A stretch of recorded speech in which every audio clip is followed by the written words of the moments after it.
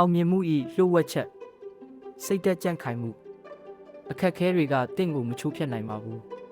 သူတို့ကတင့်ကိုပိုတန်မာစေတယ်ယုံထပါပိုတန်မာလာအောင်ကြိုးစားပါစိတ်သက်ကြံ့ခိုင်မှုဆိုတာပြန်ထဖို့ထူထောင်ဖို့အာယူဖို့ပါပဲစိတ်သက်ယုံကြည်မှုယုံထခြင်းဒါဟာခွန်အားတစ်ခုလည်းမဟုတ်စိတ်သက်ကြံ့ခိုင်မှုလိုတယ်ကိုယ်စွမ်းကိုယ်ဆောက်ကိုယုံကြည်ပါကြရှုံးတင်ယူပြန်ထအားကစားသမားကနေအမှုပညာရှင်ထိအောင်မြင်သူတိုင်းဟာပြန်တက်လာတဲ့သူတွေပါခန္ဓာရည်ရှိခြင်းသည်လေ့ကျင့်မှုနှင့်စိတ်သက်တို့ပေါင်းစပ်ထားခြင်းဖြစ်သည်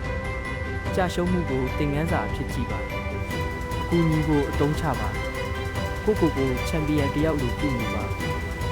စင်ကြေပေးစရာမလိုဘူးခန္ဓာရည်ပဲလိုတယ်မင်းရဲ့ပြန်လည်ယုံထမှုကိုယခုစတင်ပါ